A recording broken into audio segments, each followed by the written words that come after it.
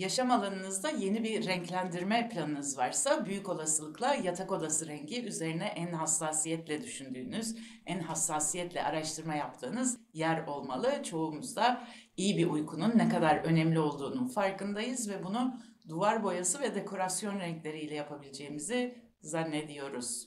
Bir dönemler mimari renk danışmanlığına yeni başladığım zamanlarda dekorasyonuna yardımcı olduğum kişilere öğrendiğim bilgileri sunmaya başladım. Yatak odasında işte mavi, turkuaz, yeşil ayarı, soğuk renkleri kullanmak aslına bakarsanız araştırmalarla da desteklendiği üzere solunumu birazcık yavaşlatıyor ve metabolizmayı uykuya biraz daha hazırlıyor gibi görünüyor.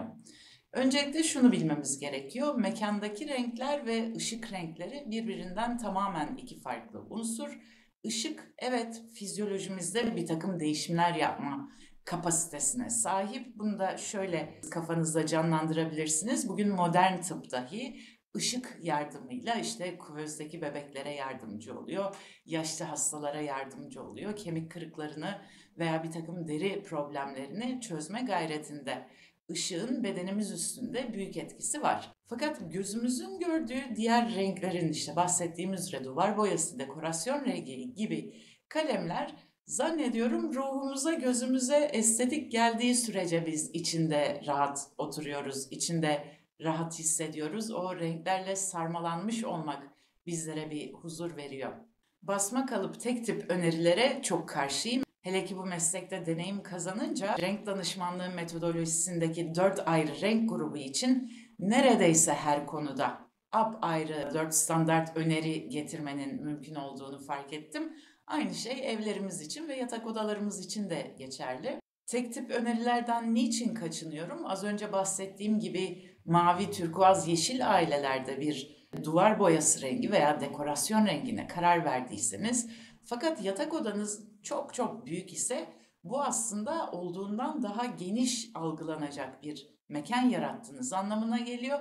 Ve bizler çok büyük mekanlarda belki ilkel beynin bir tepkisi olarak çok da huzurlu, güvende hissetmiyoruz. Dolayısıyla söyleyeceklerimi dinleyin ama bilin ki odanızın ne kadar ışık aldığı, odanızın ebadı ve sizin şahsi beyniniz tek tip önerilerden çok daha fazlasını hak ediyor. Çoğunuz duymuşsunuzdur, izlemişsinizdir. Bilgisayarların, cep telefonlarının mavi ışıklarına maruz kalmak uykuyu engelliyor diyorlar. Eğer biz gün batımı renklerinde ışık, aydınlatma kullanırsak vücudumuz uykuya biraz daha hazırlanır ve bir yandan da mavi ışık, beyaz ışık metabolizmamızı gündüz ayarına getirdiği için çok da tercih edilmeyen bir ışıktır yatmadan önce deniliyordu. Fakat yakın tarihli bir çalışmada bunun tam aksi de ispatlanmış.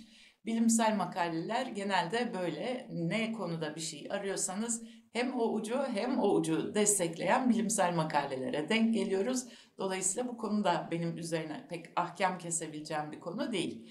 En güzeli galiba kendinizi değerlendirmek, farklı zıt uçlarda denemeleri yaptıktan sonra bünyenize hangisinin daha iyi geldiği konusunda içinize sinen bir karar doğrultusunda ilerlemek. Görme algımız ve mimaride renkler üstüne epey çalıştıktan, okuduktan, bir miktarda deneyim kazandıktan sonra artık şunu düşünüyorum. Dekorasyonda renkler, görme algısı ve insan metabolizması. Bu üçü üstüne kısmen mesleğimden, kısmen merakımdan dolayı okumalarım neticesinde aslında şuna kanaat getirdim nihayetinde. Biraz da ezber bozan bir yaklaşım olduğunu zannediyorum. Çünkü ışıklı bir alandayken gözümüzün arkasında retinada bulunan renk algılayıcı reseptörler devrede ve bizler renkleri görüyoruz.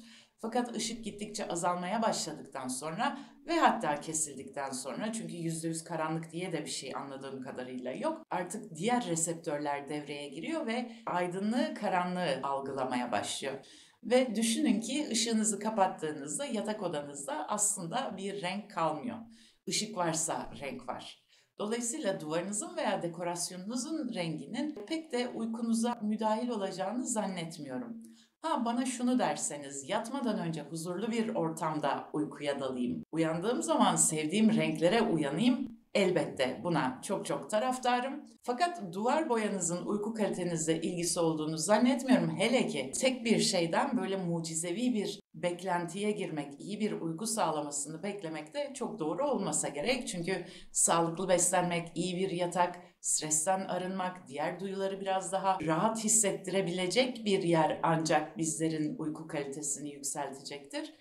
O yüzden şöyle diyebiliyorum, eğer renk grubunuzu biliyorsanız renk grubunuz doğrultusunda düzenlediğiniz bir yatak odası size yatarken de kalktığınızda da en olumlu çağrışımları verecek, vücudunuzu büyük ihtimalle fabrika ayarları nedeniyle en mutlu ve sağlıklı halde hissettirecektir. Eğer bir renk danışmanlığından geçmediyseniz veya kendi mevsiminiz olarak adlandırdığımız renk grubunuza dair bir fikriniz yoksa renklerin nasıl nitelendirildiğini öğrenip bu doğrultuda kendi toleransınızı ölçmeniz aklı başında olacaktır.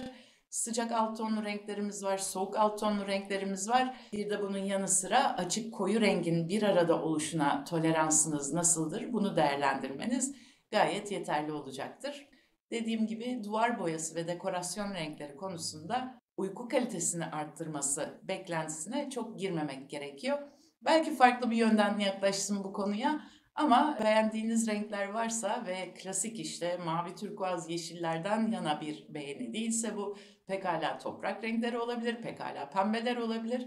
O zaman lütfen dert etmeyin. Gönlünüzce sizi mutlu edecek bir dekorasyon içerisinde daha huzurlu ve güvenli uyuyacağınızı düşünüyorum. İzlediğiniz için teşekkür ederim.